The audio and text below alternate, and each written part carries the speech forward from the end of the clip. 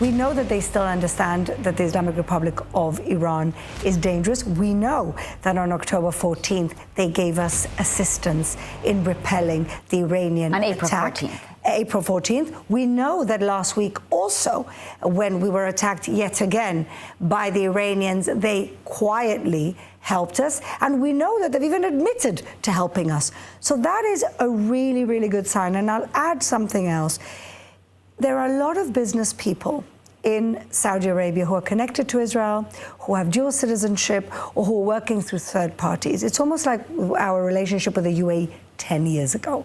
And that's kind of quietly happening. Of course, Saudi Arabia is not the UAE. It's not a hub of trade and innovation. It doesn't have the same expat community as though it wants to.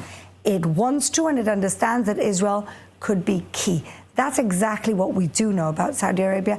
And the second thing we know about Saudi Arabia is that they do believe in peace. So given that that report came out and that they're saying that, in fact, if Israel does attack Iran, that this could actually potentially end back-channel peace talks. I mean, do you agree with that? Do you think that Saudi Arabia is quietly, working behind the scenes on both fronts? What's going on here?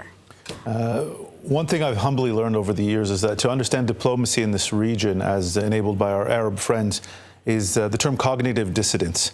And following up on what Fleur said, it's the ability to walk and chew gum at the same time. Yeah. So they're going to conduct diplomacy with the Iranians. They're going to try to de-escalate on every front as possible, while they continue to wage a Cold War on as many fronts as possible and backing efforts, while shaking hands with the other hand and trying to get on good terms, at least officially. The Arabs, especially the Gulf Arabs, and even the Iranians, they don't like to do open warfare. Okay. That's not their way. That's not what they're built for. And anything that escalates tensions, certainly in the Gulf, the Arab Gulf or the Persian Gulf, depending on which side you're sitting on, is going to be harmful for business. And so they're going to do whatever they can to lessen the tensions. I think regarding your question on the potential Israeli strike and their lobbying in Washington, once again, cognitive dissidence. I think deep down, they would like to see Iran weakened.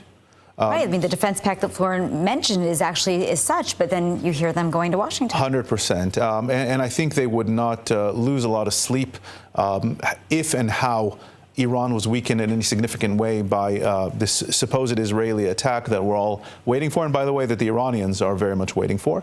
At the same time, they can't be seen as being involved in it. They can't be seen as supporting it. They can't be seen as enabling it.